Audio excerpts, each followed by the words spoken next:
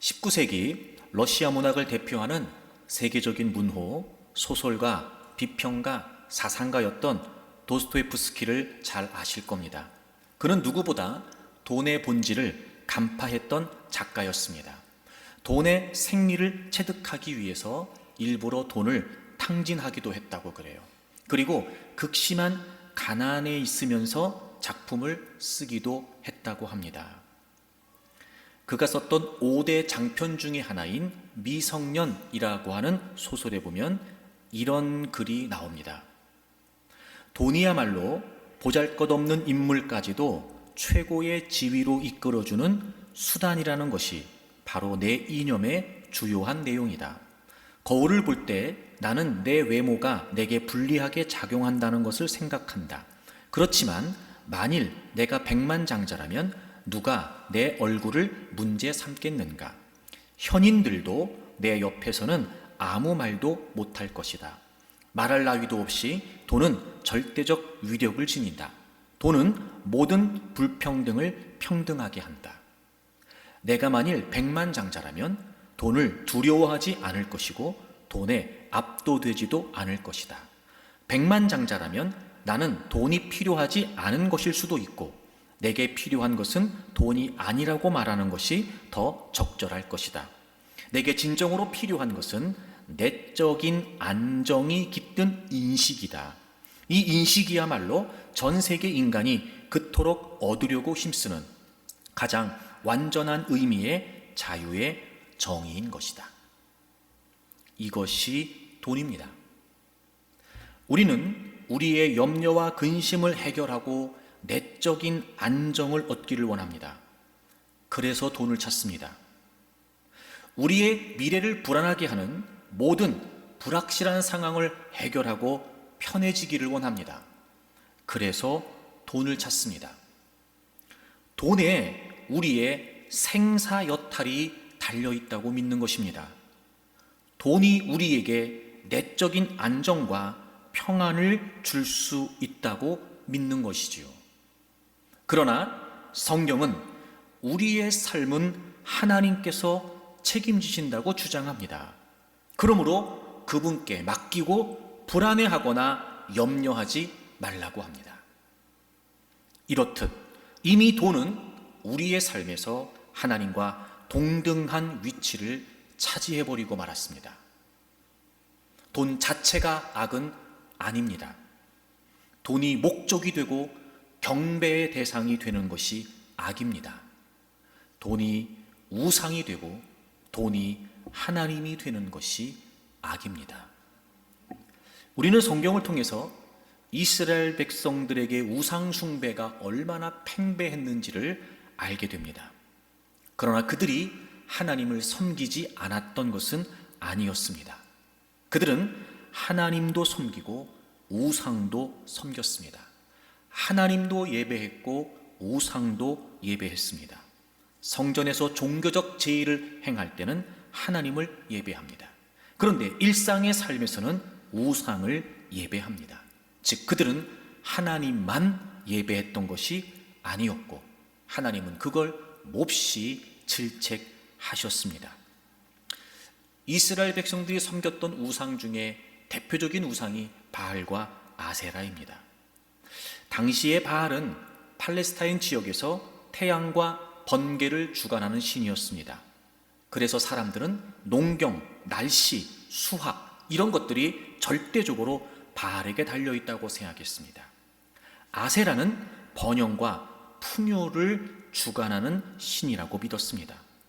농경과 생계는 바알이, 번영과 풍요는 아세라가 주관한다고 생각했습니다. 따라서 그 당시에 이스라엘 백성들에게 있어서 바알과 아세라는 농경 사회에서 당연하게 여기는 사회의 통념이었고 당연하게 받아들이는 보편적 상식이었습니다.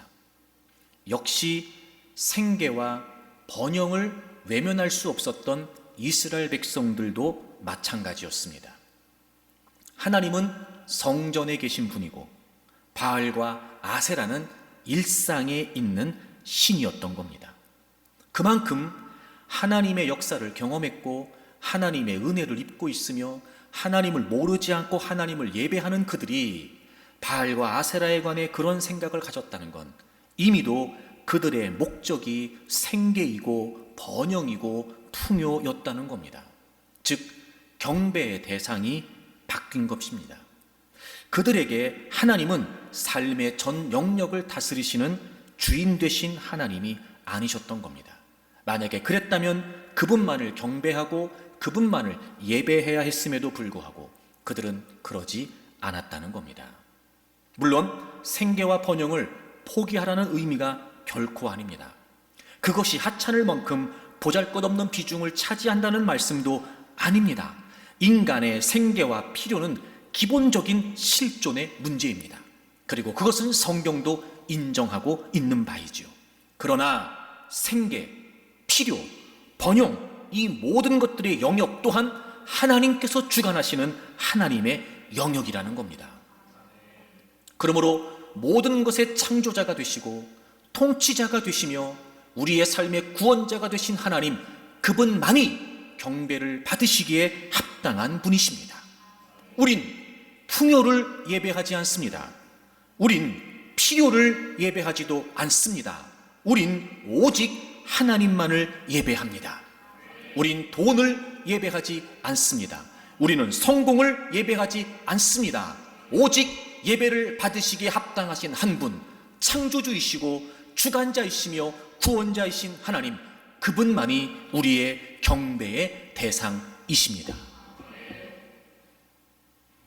사도 요한은 열린 하늘문을 통해서 천상에서 24장로들과 네 생물들이 하나님께 예배를 드리는 환상을 보게 됩니다.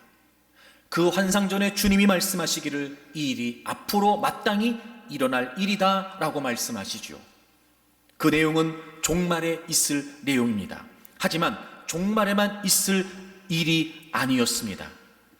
종말에 있을 일로서 모든 천사들과 하나님의 백성이 하나님께 예배를 드리는 모습이었고, 동시에 지금 하늘에서 그리고 이 땅에서 우리가 하나님께 드려야 할 예배의 모습이었습니다. 예배는 영광과 존귀와 감사, 권능을 받으시기에 합당하신 그 하나님, 창조주이시며 통치자이시고 구원자이신 그 하나님께 그분을 인정하고 마땅히 받으실 영광과 존귀와 능력과 감사를 올려드리는 것이었습니다. 그래서 우리는 하나님을 예배합니다. 그분만이 예배를 받으실 가치가 있는 분이시기 때문에 그렇습니다. 그분만이 우리의 모든 것을 받으실 만한 합당한 분이시기 때문에 그렇습니다.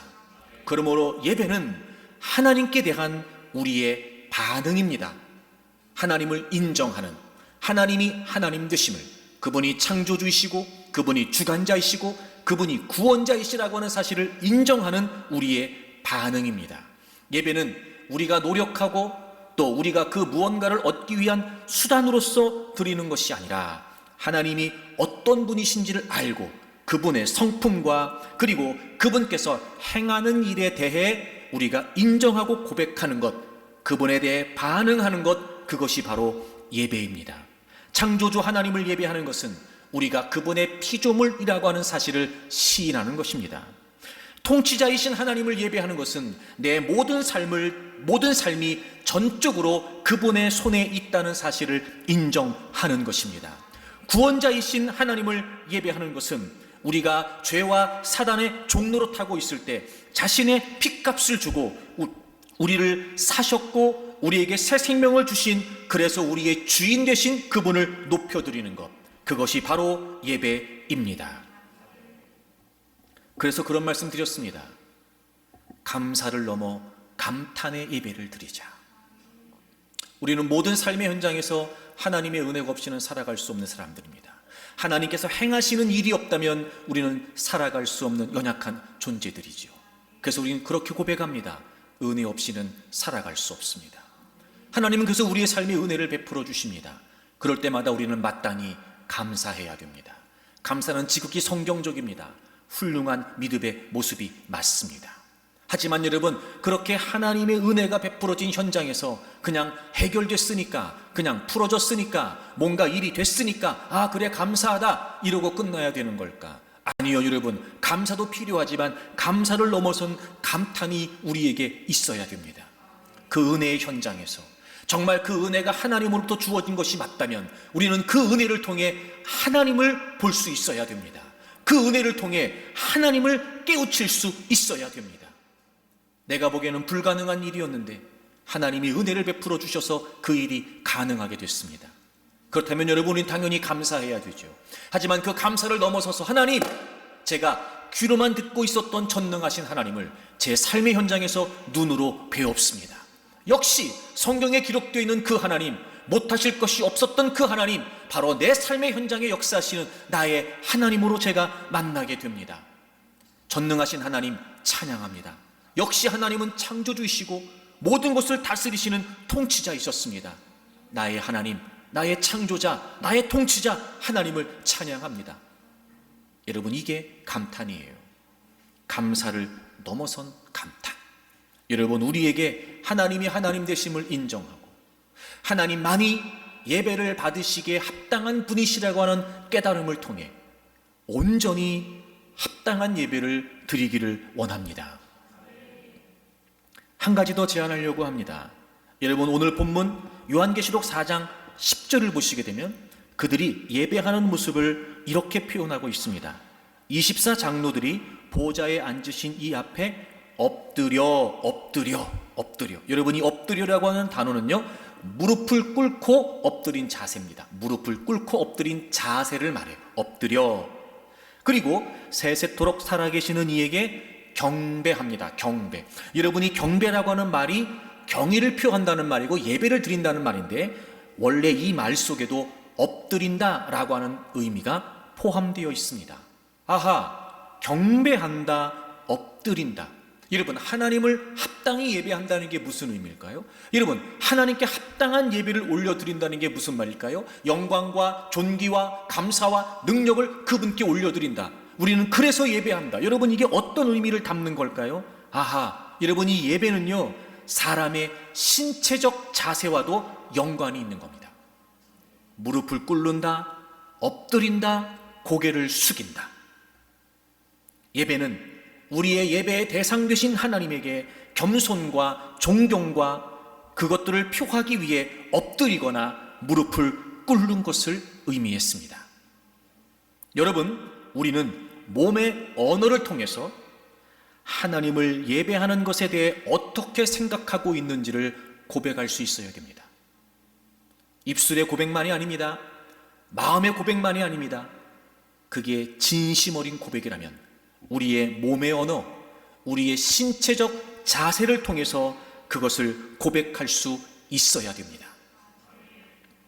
단정치 못한 모습으로 구경하듯이 팔짱을 끼고 기대고 앉아 아무런 관심이 없는 듯 축 처진 자세로 있거나 산만하고 주의를 집중하지 못하는 이런 느슨한 태도로 하나님을 예배드리는 것은 결코 바람직하지 않습니다. 여러분이 상대적으로 또 다른 누구를 만나고 있을 때 여러분 앞에 있는 그 사람이 이런 자세를 갖고 있다면 여러분 어떤 생각이 드시겠습니까? 분명합니다. 관심이 없다는 겁니다. 분명합니다. 그건 내 감정이 지금 그렇다는 겁니다. 여러분, 종종 우리는 통제되지 않은 우리의 감정이 몸의 언어를 통해 나타나게 됩니다. 여러분, 예배를 드릴 때 우리의 신체의 언어도 중요합니다. 우리의 몸의 언어를 통해서 주님께 대한 진정성 있는 예배를 드릴 수 있어야만 합니다. 1:1 양육 시간에 들었던 이야기를 통해서 제가 그 내용을 찾아보고 정리해서 말씀드리는 거예요. 아마 자녀를 기르시는 분들은 한 번쯤 다 보셨을 거라고 생각이 드는데, 요중 육아 금쪽 같은 내 새끼. 이제 어떤 가정의 아이들을 이렇게 보고 오은영 박사께서 솔루션을 제공해주는 그런 프로그램이에요.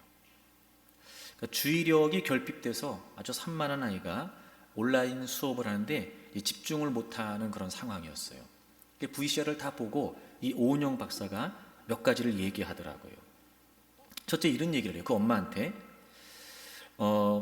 애가 만약에 온라인 줌 수업이 아니라 고액 수학 과외를 받는다고 한번 생각해 봅시다. 근데 동생이 옆에서 뒹굴고 왔다 갔다 하면 어떻게 할 것 같으세요? 그랬더니 그 엄마가 당장 잡아서 끌어온대요. 그래서 얘기해요. 오 박사님이 온라인 수업도 수업의 일환입니다. 시작되면 동생에게 형 공부해야 되니까 너 방으로 들어가, 이렇게 해야 된다는 거예요. 또 하나 이런 얘기도 하더라고요. 그 VCR을 다 보더니 이 박사님이 아이들이 아침부터 저녁까지 다 내복바람으로 있어요. 물론 그럴 수 있습니다. 학교를 늘상 가는 게 아니기 때문에 요즘 같은 때에는 그럴 수 있다는 거예요. 하지만 정장을 입고 있으라는 건 아니지만 적어도 수업을 할 때만큼은 밤에 입었던 옷은 아침에 일어나면 갈아입히라는 거예요. 간이복으로라도. 그리고 반드시 양치, 세수를 꼭 하라는 거예요. 그래서 이렇게 결론을 내려주더라고요. 첫째, 주의 집중을 위해서 약간의 구조화가 필요하다. 구조화. 이게 뭐냐면 다른 일상과 구별하라는 거예요. 구조화. 늘 집에서 있고 학교에 가는 수업이 아니고 온라인으로 수업을 하는 늘 익숙한 환경에서 있지만 그걸 다른 일상과 구분하라는 거예요. 구조화. 또 하나가 뭐냐면 요즘 아이들의 등교가 들쑥날쑥해지면서 루틴이 무너져 있다는 거예요. 이 루틴이 굉장히 중요하다고 얘기를 하면서 아침에 해가 뜨면 일어나서 씻고 밥 먹고 학교 가고 교실에서 공부하고 급식 먹고 이런 학생으로서의 어떤 그런 반복되는 습관, 이 루틴이 굉장히 중요한데 이걸 통해 발달이 되는데 이게 무너져 있다는 거예요. 집에서도 최소한 이 루틴을 지키라고 이야기하더라고요. 두 가지를 제안했어요. 구조화, 루틴. 그러면 아이가 아무리 주의가 산만해도 그 온라인 수업에 집중할 수 있을 거라는 거예요. 제가 그 프로를 보고 그런 마음 들었어요. 예배에도 이게 필요하겠다. 예배의 구조화, 예배의 루틴. 여러분에게 제안합니다. 예배는 여러분의 그 다른 일상과는 반드시 구별돼야 됩니다. 의식의 구조화가 필요합니다. 예배에 대한 의식 말입니다. 내가 지금 하나님께 예배한다. 예배에 대한 의식의 구조화, 환경의 구조화도 필요합니다. 그래서 이 부분을 위해서는 루틴이 필요합니다. 여러분에게 묻습니다. 사랑하는 교우 여러분, 예배를 위한 거룩한 루틴이 여러분에게 있습니까? 이 루틴이라는 말을 요즘 많이 사용하는데 이게 이런 뜻이에요. 특히 운동선수들이 최고의 운동 수행 능력을 발휘하기 위해서 습관적으로 하는 동작이나 절차예요. 이게 루틴이에요. 그러니까 최고의 성적을 끌어내기 위해 반복되는 습관이나 절차 같은 게 있는 거예요. 여러분, 우리가 드리는 예배가 여러분이 최고로 하나님을 예배하기 위한 루틴이 있으십니까? 구조화가 필요하고 거룩한 루틴이 필요하겠다. 예를 들면 이런 거예요. 주일 예배, 특히 주일 예배를 구조화하기 위해 토요일부터 의식을 하는 겁니다. 토요일부터. 의식의 구조화. 내일은 주일이다. 일요일이 아니고 내일은 주님을 예배하는 주일이다. 토요일부터 의식의 구조화를 하는 거예요. 내일은 내가 예배드리러 가는 날이다. 벌써 토요일부터 의식의 구조화를 하고 그래서 토요일부터 환경의 구조화를 하는 거예요. 내일 예배를 드리러 가야 되기 때문에 뭔가 다른 환경을 만들기 시작하는 거예요. 예배를 준비하는 겁니다. 여러분, 구조화가 필요합니다. 구조화. 그래야 집중해서 합당히 하나님을 예배할 수 있어요. 거룩한 루틴도 우리에게 필요합니다.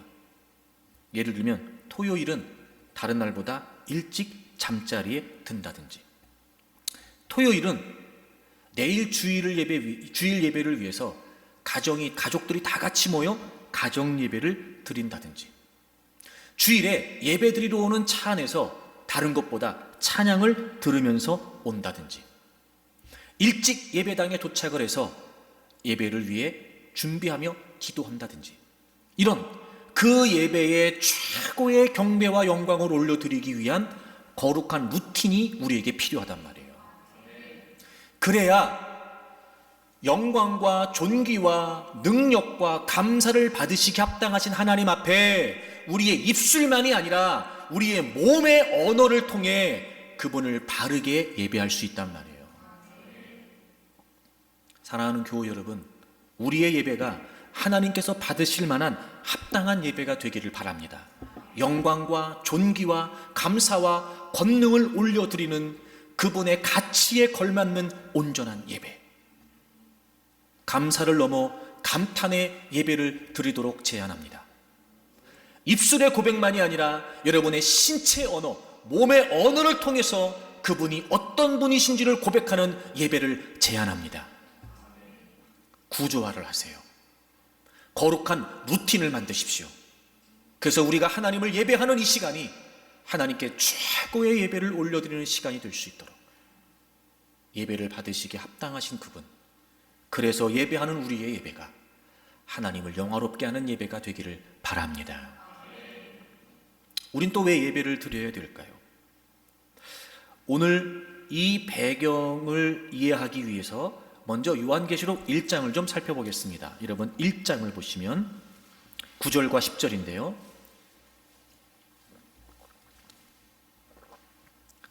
9절에 보시면 나 요한은 너희 형제요 예수의 환난과 나라와 참음에 동참하는 자라 하나님의 말씀과 예수를 증언하였으므로 말미암아 pat모라 하는 섬에 있었더니, pat모라는 섬, 이 요한계시록을 쓴 배경이 지금 pat모섬이에요.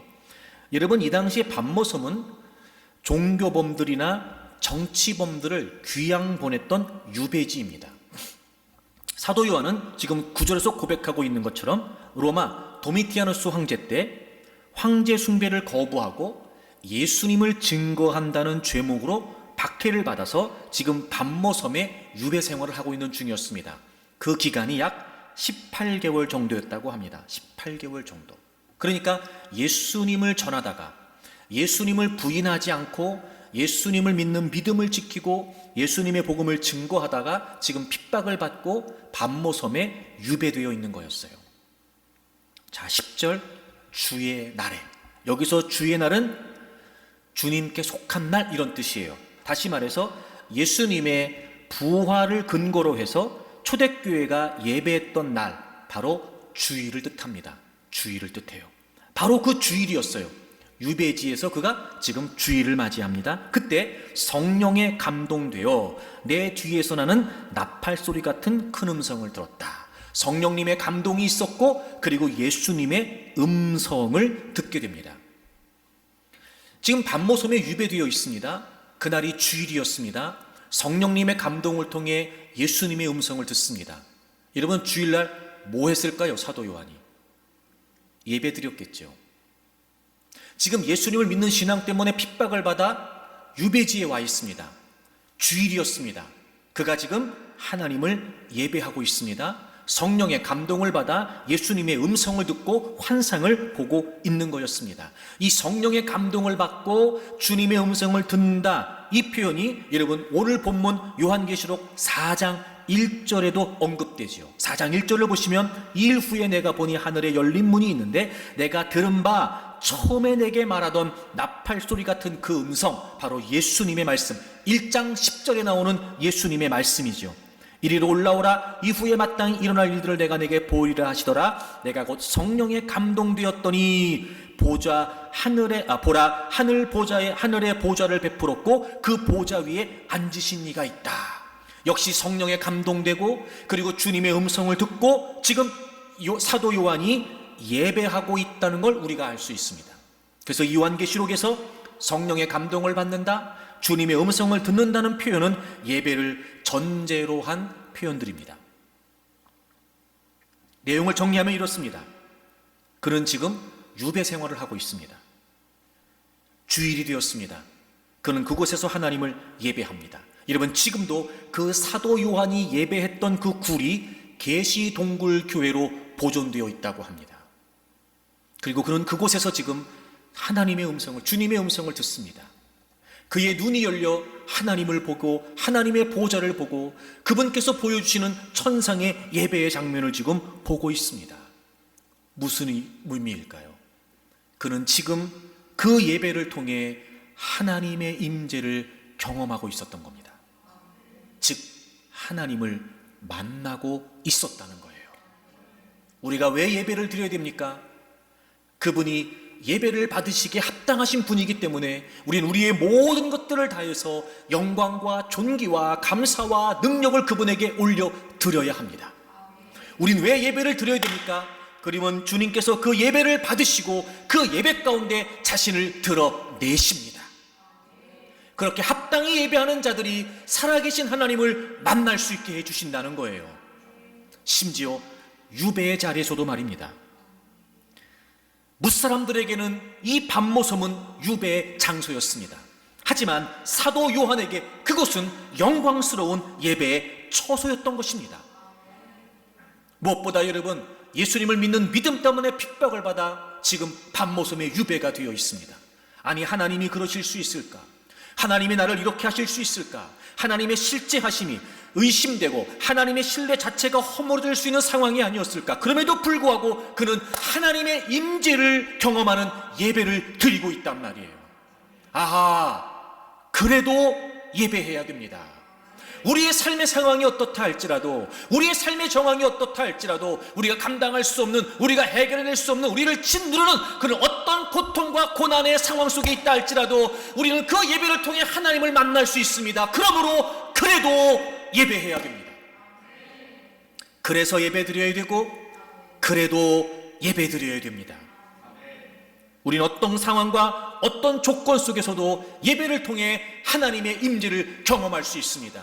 하나님이 의심될 때, 하나님이 안 계신 것처럼 느껴질 때, 하나님이 나를 인도하시지 않고 나를 홀로 놔두신다는 느낌을 받을 때, 하나님이 나와 함께 하시지 않는다는 느낌이 들 때, 여러분이 얼마든지 그런 상황을 만날 수 있습니다. 여러분, 그래도 예배를 드리십시오.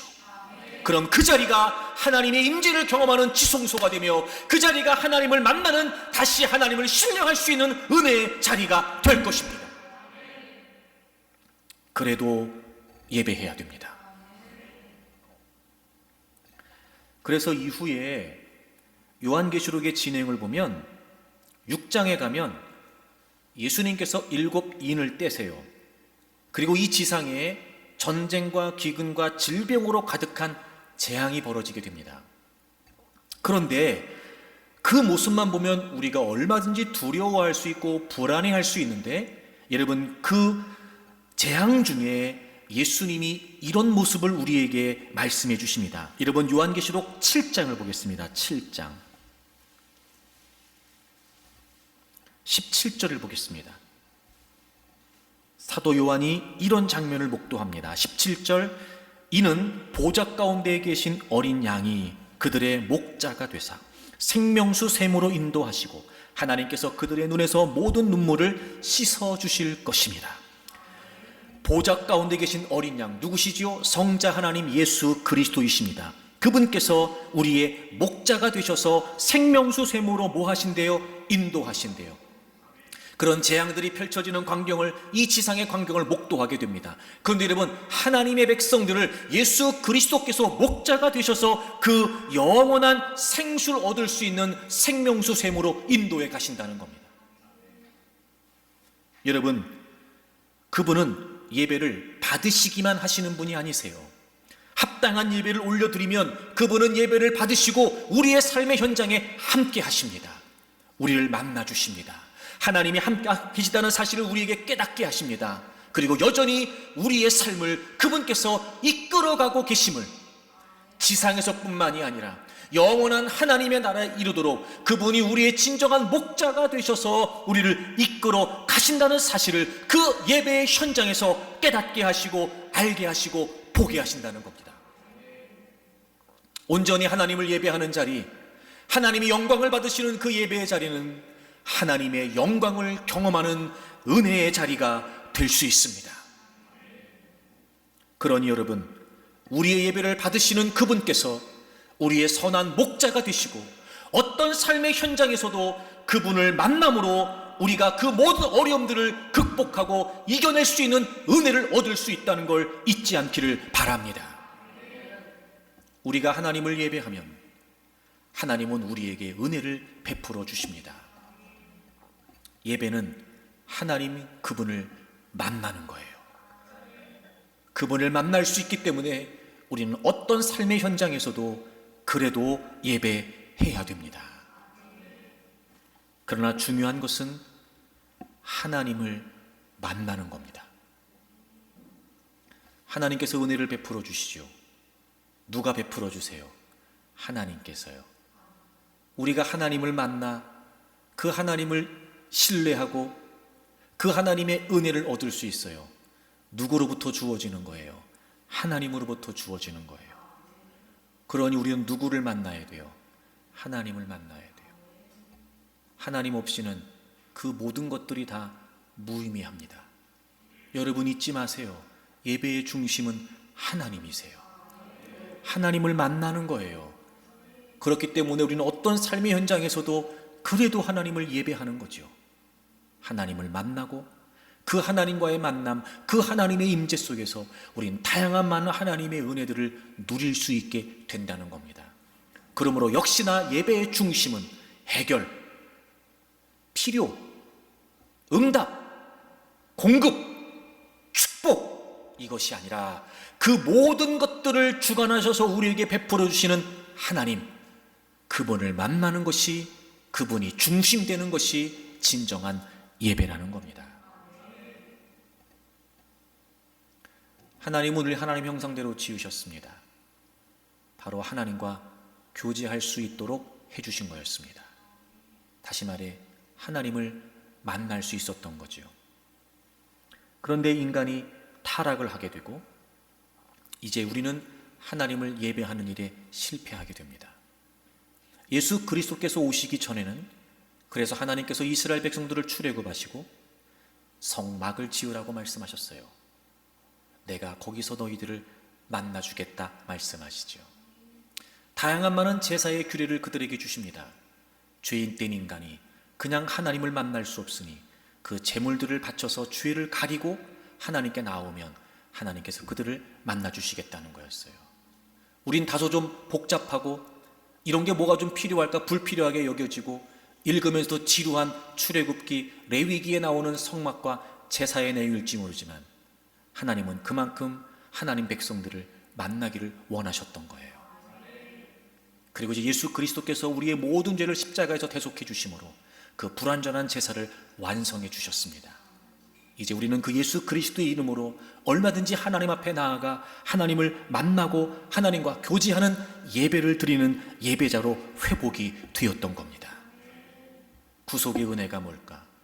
죄인인 우리가 다시 예배자로 회복됐다는 거예요. 그러니 여러분 하나님을 구하십시오.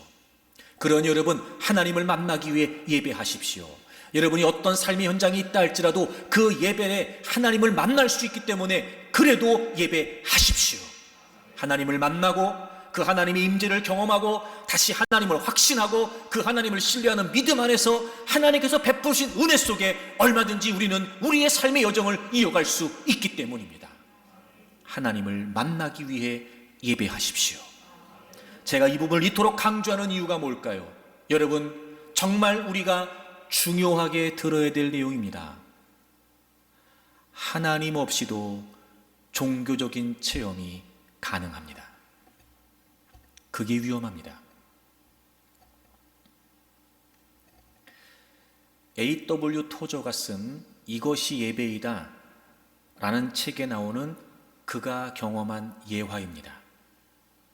토저가 한 번은 멕시코에 있는 오래된 성당을 방문한 적이 있답니다. 특이하게도 그 교회는 바닥이 처리가 안 돼 있었대요. 그러니까 바닥이 그냥 땅바닥인 거예요. 흙바닥인 거예요. 그리고 건물이 세워져 있었다고 그래요. 나이 많은 한 여인이 그 성당 안으로 들어왔다고 합니다. 좀 어두컴컴했는데도 불구하고 그 성당 앞에까지 곧장 걸어 나오는 걸 보니까 그는 그 성당을 오래 다녔던 신자였다고 추정이 됐다고 합니다. 그가 앞에 나와서 그 앞에 있었던 성모 마리아 상 앞에 무릎을 꿇고 얼굴을 들어서 그 마리아 상의 얼굴을 쳐다보고 있었답니다. 그 모습을 본 A.W. 토저가 이렇게 이야기합니다. 그녀의 눈빛은 동경과 함께 깊은 경건의 감정으로 가득했다. 그것을 보면서 나는 그녀가 하나님을 향해 그토록 뜨거운 신앙심을 가졌다면 얼마나 좋을까 하고 생각했다. 아무튼 그녀는 예배를 체험한 것이다. 그녀가 형식적으로 그렇게 한 것이 아니다. 그 예배에는 그녀의 진심이 담겨 있었다. 그녀는 자기의 예배의 대상을 바라보며 진심으로 예배한 것이다. 하나님 없이도 종교적 체험이 가능합니다. 여러분 기억하십니까? 예수님께서 요한복음 4장에서 사마리아 성에서 여인을 만났을 때 어떤 이들은 알지 못하는 것을 예배한다 이렇게 말씀하셨어요. 여러분, 하나님이 대상 되시지 않는 예배가 얼마든지 많습니다. 하나님 없이도 얼마든지 종교적 체험이 가능합니다. 마태복음 7장에 예수님께서 마지막 날에 많은 사람들이 예수님 앞으로 나와 예수님, 우리가 주님의 이름으로 선지자 노릇하고 주님의 이름으로 귀신을 쫓아내고 주님의 이름으로 많은 권능을 행했습니다 라고 이야기했을 때 주님께서 그들을 향해 말씀하십니다. 나는 너희들을 도무지 알지 못한다. 선지자처럼 능력 있는 말씀을 선포했다는 게 아닐까? 진짜 그들이 귀신을 쫓아내는 체험을 했다는 것이 아닐까? 그들은 다양한 많은 권능과 역사들을 일으켰다는 것이 아닐까? 그들이 형식적이었을까요? 아니요, 그들은 진심을 다했을 겁니다. 최선을 다했을 겁니다. 열심을 다했겠죠. 그런데 주님은 그들을 도무지 모른다고 하십니다. 주님 없이도 얼마든지 체험이 가능하다는 거예요. 여러분, 우리의 예배에 하나님을 만나려고 하는 하나님 그분을 향한 열망이 없다면 그 어떤 체험도 주님께서 주시는 은혜가 아니라는 거예요. 잊지 마십시오. 하나님 없이도 얼마든지 종교적 체험이 가능하다는 걸 말입니다.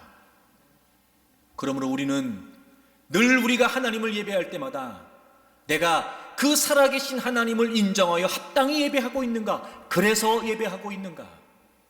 내가 지금 내 삶의 현장에서 내 믿음이 흔들리고 하나님을 신뢰하지 못하게 하는 이 힘겹고 어려운 상황 속에 그래도 하나님을 확신하기 위해 하나님, 제가 하나님을 바라봅니다. 제가 하나님을 만나기를 원합니다. 그래도 하나님을 예배합니다 라고 하는 중심이 아니라면 그 어떤 체험도, 그 어떤 경험도 하나님과 상관없는 겁니다.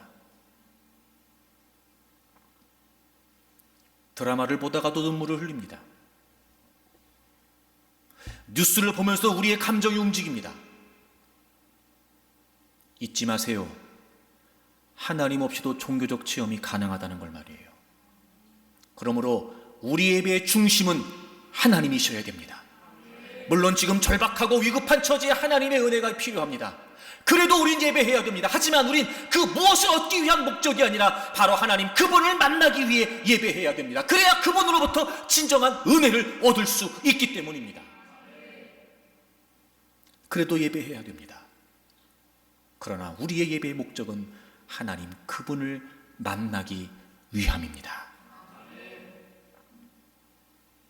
그런데 이렇게 우리가 하나님을 만나기 위해 모든 삶의 현장에서 그래도 예배를 해야 되는데 사실 우리에게는 한 가지 딜레마가 있습니다. 이런 거예요. 그래서 예배를 드려요. 그런데 왜 이런 일이 생기냐는 거예요. 좋아요. 그래도 예배를 드려요.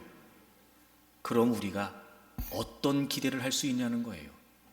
늘 그 속에서 우리는 갈등을 하지 않을 수 없습니다.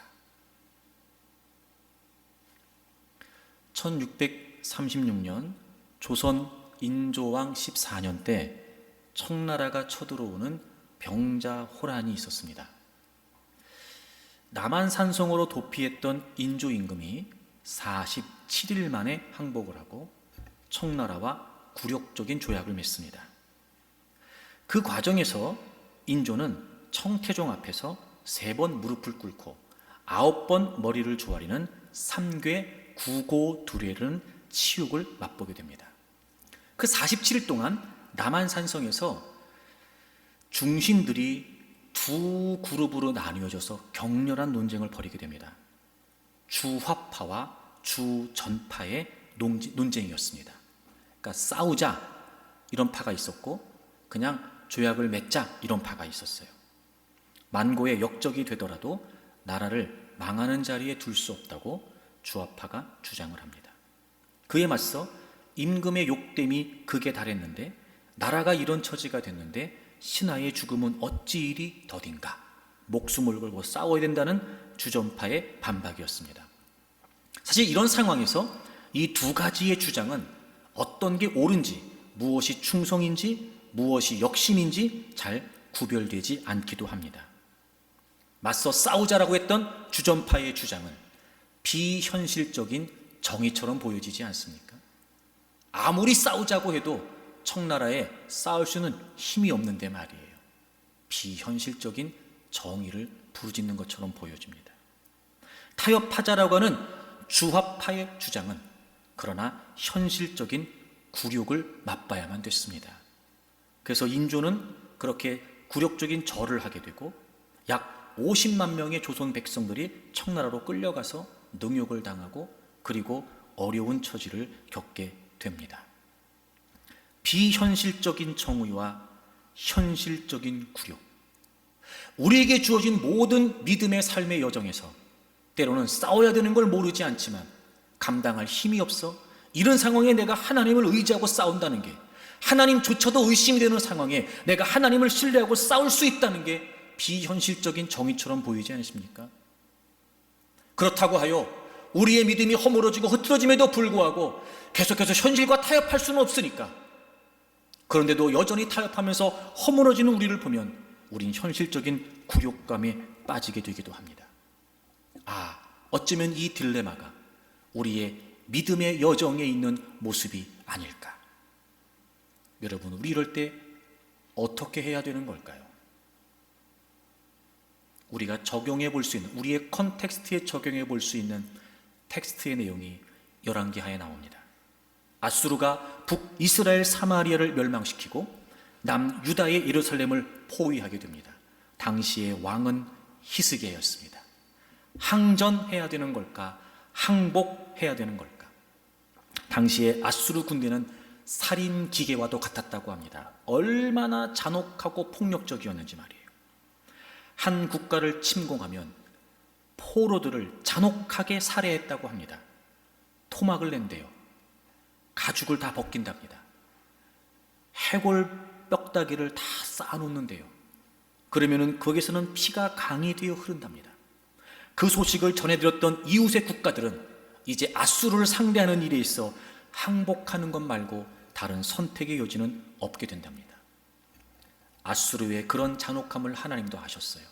여러분 알고 있는 것처럼 나훔 선지자를 통해 바로 그 아수르, 니누웨의 그 악함을 경고하시고 멸망을 선포하시기도 했죠. 그런 아수르를 지금 상대하고 있는 겁니다. 하나님을 의지하고 항전을 하자. 지금 그들 앞에 아수르 군대가 있습니다. 비현실적인 정의처럼 보여집니다. 주변국의 어떤 나라도 아수르를 상대해내지 못했습니다. 심지어 북이스라엘도 말이죠. 이제 유일한 선택처럼 보이는 항복은 그럼에도 불구하고 믿음의 백성들에게 있어서 현실적인 굴욕과도 같았을 겁니다. 처음에 히스기야는 현실적인 굴욕을 선택하지요. 항복 편지를 보냅니다. 예물도 보냅니다. 그런데 그럼에도 불구하고 아수르는 더 유다를 능욕하고 위협합니다. 큰 소리를 칩니다. 어떤 민족의 신들 중에 어느 신이 아수르 왕의 손에서 그들을 건진 자가 있냐는 겁니다. 당연히 그 신들 중에는 하나님도 포함되어 있는 거죠. 포위를 당한 채 꼼짝달싹하지 못하면서 그들의 위협을 들어야 했습니다. 이런 극한 상황에서 히스기야는 이제 이제 한 가지 남은 선택을 합니다. 바로 비현실적인 정의였습니다. 그는 분명히 처음에 굴욕적인 현실을 선택합니다. 해결되지 않았습니다. 더 상황은 악화되었을 뿐입니다. 어쩔 수 없었을 수도 있습니다. 하지만 그는 절박한 심정으로 비현실적인 정의를 선택하게 됩니다.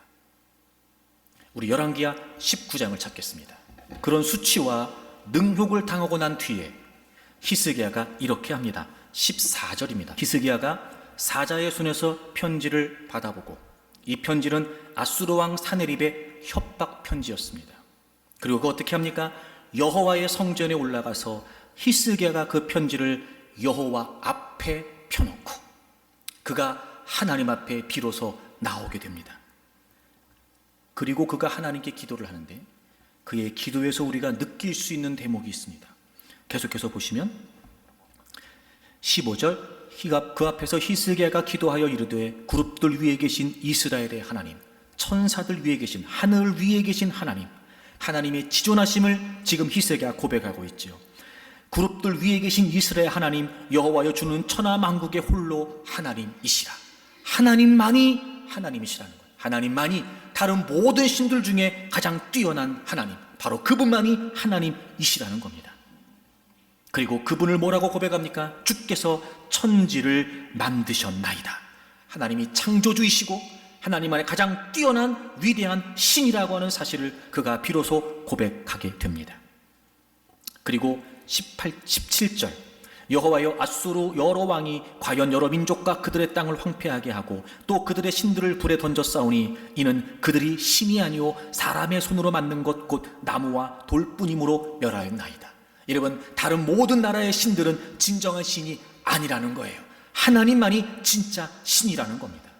그래서 19절, 우리 하나님 여호와여, 원하건대 이제 우리를 그의 손에서 구원하옵소서. 그리하시면 천하 만국이 주 여호와가 홀로 하나님이신 줄 알리이다 하니라. 아멘. 그는 이제 비현실적 정의와도 같은 하나님을 하나님으로 인정하고 고백하는 예배의 현장에 나옵니다. 하나님이 모든 걸 창조하셨지요. 하나님만이 가장 뛰어난, 모든 신들 위에 뛰어난 진정한 하나님이십니다. 하나님 모든 것을 주관하십니다. 하나님만이 다스리실 수 있습니다. 모든 것을 창조하셨습니다. 하나님, 이제 하나님이 나의 구원자, 우리의 구원자가 되어주시기를 바랍니다. 비현실적 정의 같았습니다. 아수르 사람들의 이야기가 맞는 것 같습니다. 그 어느 나라도, 그래서 그 어떤 신들도 아수르 왕의 손에서 그들을 구원해 주지 못했거든요. 하지만 히스기야는 이런 절박한 상황에서 하나님 앞에 나와 예배합니다. 하나님을 고백합니다. 하나님을 인정합니다. 그리고 그 하나님을 만나기를 원합니다. 하나님, 우리를 좀 구원해 주십시오. 창조주가 되시고 주관자가 되신 하나님, 우리를 좀 건져 주십시오. 그리고 정말 비현실적인 일이 벌어지게 됩니다. 여러분, 35절을 보세요. 35절. 열왕기하 19장 35절입니다. 이 밤에 여호와의 사자가 나와서 아수르 진영에서 군사 18만 5천 명을 친지라. 아침에 일찍 일어나 보니 다 송장이 되었더라. 비현실적인 정의를 선택했습니다. 놀랍지요, 여러분? 비현실적인 일이 벌어집니다. 하룻밤 사이에 하나님의 천사들이 나타나서 18만 5천 명이라고 하는 거대한 아수르의 군대를 다 송장이 되게 하셨습니다. 여러분, 18만 5천 명이 얼마나 많은 수인지 아세요? 2018년도의 통계를 보면 우리나라 전체 경찰 인원수가 12만 7천 명입니다. 어마어마하게 많은 수예요. 하룻밤 사이에 하나님께서 다 그들을 송장이 되게 하셨습니다. 그래요, 여러분. 그래도 예배해야 될까? 그래서 하나님을 예배했는데 어찌 우리에게 이런 일이 생기는가? 여러분, 그래도 예배해야 됩니다. 아니, 그래도 예배해야 된다고요? 그럼 우리 뭘 기대할 수 있습니까? 하나님이 역사하십니다. 하나님을 예배하는 그 자리가 하나님을 만나는 자리가 됩니다. 하나님을 만나는 그 자리가 하나님의 영광과 하나님의 역사와 하나님의 능력을 보는 자리가 됩니다. 더 이상 타협하면서 현실적인 굴욕을 선택하지 마십시오. 이제 비현실적인 정의를 선택하십시오. 우리의 이성으로, 우리의 지성으로, 우리의 경험으로 이해될 수 없는 일지 모르지만 우리가 예배하는 그 현장에 창조주가 되시고 주관자가 되시고 구원자가 되시는 그 하나님께서는 자신을 드러내실 것입니다. 그러니 여러분, 그래도 예배하십시오. 우리가 이 예배를 잃어버린다면 결국 우리는 무기력한 모습으로, 패배자와 같은 모습으로 인생을 마무리할 수밖에 없을 것입니다. 그러니 예배가 예배다워져야 됩니다. 그래서 예배해야 됩니다. 그래도 예배해야 됩니다. 그러면 아무리 우리의 인생을 조여오는 듯한 어렵고 힘겨운 상황이 있다 할지라도, 아무리 당장 무슨 일이 생길 것 같은 급박한 현실에 놓여 있다 할지라도, 그래도 예배하게 되면 오히려 그 자리가 하나님을 만나 하나님의 영광을 보는 회복과 능력과 기적의 자리가 될 것입니다. 그러니 여러분, 그래도 예배하십시오. 예배를 통해 하나님을 만나십시오. 그리고 하나님의 영광을 경험하십시오. 그리고 생명력 있는 역동적인 승리하는 신앙생활을 하십시오.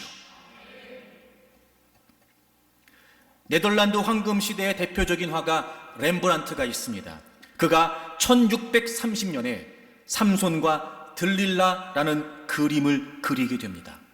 나시린이었고 사사였던 삼손이 블레셋 여인의 품에 안겨서 깊이 잠을 자는 모습이 표현되어 있고, 들릴라 뒤에는 블레셋 병사들이 삼손의 머리를 깎을 기회를 엿보고 있는 그림입니다. 여러분 아시는 것처럼 삼손은 당시 블레셋으로부터 이스라엘을 구원하시기 위해서 하나님께서 특별히 선택하셨던 나시린 사사였습니다.